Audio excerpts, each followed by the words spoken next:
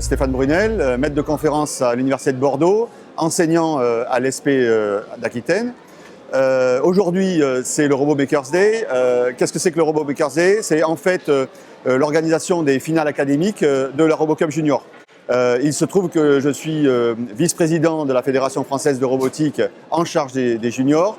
Aujourd'hui, à Talence, à l'ENSERB Madmeka et à l'ENSAM, nous avons des épreuves de juniors, épreuves soccer, épreuves rescue line, épreuves rescue maze et on stage, qui sont les 4 épreuves les plus emblématiques de la RoboCup Junior. On se dirige dans l'autre pôle de la compétition, c'est l'École nationale supérieure des arts et métiers qui accueille une partie des Robot Makers Day.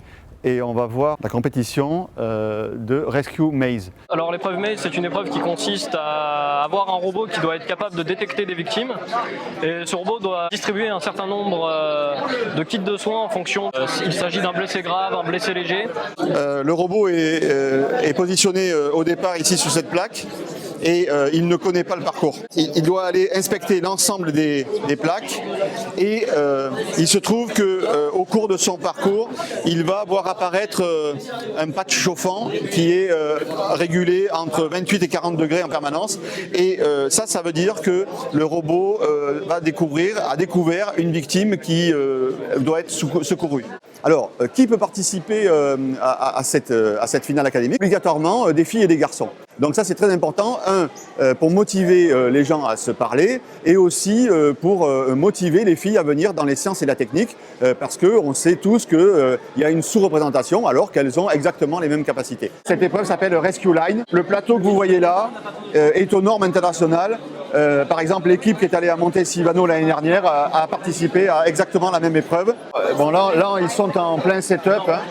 Le principe, c'est le robot part de la tuile de départ, là-bas, et il va être obligé de suivre la piste noire. À la fin du parcours complet, il rentre dans une salle dans laquelle il y a 5 balles. Elles symbolisent des victimes. Les 2 balles noires sont mortes et les 3 balles argentées sont vivantes. Et le robot doit être capable de les ramasser toutes les 5 et de les trier en fonction de est-ce qu'elles sont vivantes ou est-ce qu'elles sont mortes. Je suis William Métreff, je suis professeur au lycée Saint-Cric à Pau. Donc là, vous êtes en train de voir une des 2 équipes on stage. Et c'est donc un ours polaire qui d'après eux, devrait disparaître d'ici quelques années. Donc c'est ça qu'ils mettent en scène. Lorraine Bonnesser, je suis chargée de mission au sein du cluster Aquitaine Robotics. Mes différentes missions sont notamment l'organisation de ce magnifique événement intitulé le Robot Makers Day, qui est un festival de la robotique. Donc là, on a toutes les écoles de l'Académie de Bordeaux qui participent à la compétition aujourd'hui. Nous sommes également sur le projet Persévérons, qui vise à développer la persévérance scolaire via l'utilisation des robots, des tablettes et des Fab Labs. Et ensuite, on aura la RoboCup internationale qui va se dérouler cette année à Sydney, début juillet.